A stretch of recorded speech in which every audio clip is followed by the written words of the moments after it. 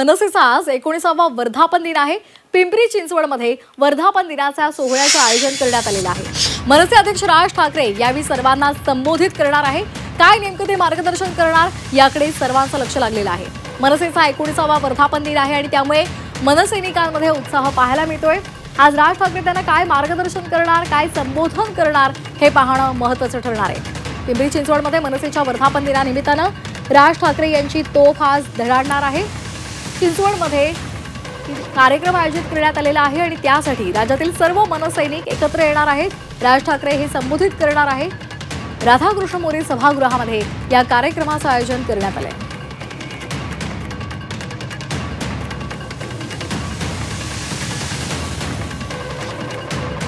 आणि या संदर्भात अधिक माहिती घेणार आहोत आमचे प्रतिनिधी कैलास पुरी यांच्याकडून।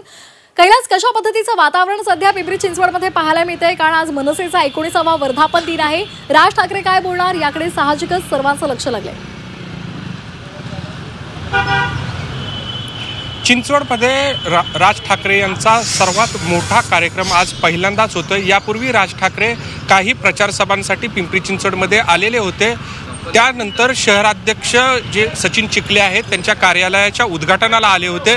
मात्र वर्धापन दिनासारखा हा पहिलाच कार्यक्रम चिंचवडमध्ये होतोय। त्यामुळे साहजिकच पिंपरी चिंचवडमधल्या मनसैनिकांमध्ये प्रचंड उत्साह पाहायला मिळत आहे। चिंचवडच्या रामकृष्ण मोरे सभागृहामध्ये हा वर्धापन दिनाचा कार्यक्रम होत आहे। राज्यभरातून मनसेचे जे कार्यकर्ते आहेत ते चिंचवडमध्ये कालपासूनच दाखल व्हायला सुरुवात झाली होती।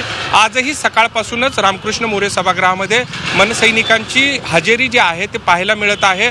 सर्व तयारी जी आहे ते मनसैनिकांकडून पूर्ण करण्यात आलेली आहे। साधारण 10:30च्या सुमाराला राज ठाकरे जे आहेत ते या ठिकाणी येतील आणि ते कार्यकर्ते जे आहेत त्यांना संबोधित करतील अशी अपेक्षा आहे। एकूणच जरी चिंचवडमध्ये हा कार्यक्रम होत असला तरी वर्धापन दिनाच्या निमित्तानं राज ठाकरे काय बोलणार याकडे सर्वांचं लक्ष आहे। वास्तविक पाहता चिंचवडमध्ये हा कार्यक्रम होत असला तरी राज ठाकरे यांचं भाषण राज्याच्याच नाही तर देशाच्या राजकारणावर परिणाम करत असतं।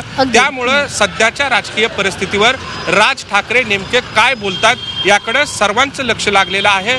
दुसरीकडे पोलिसांचा चोख बंदोबस्त ठेवण्यात आलेला आहे।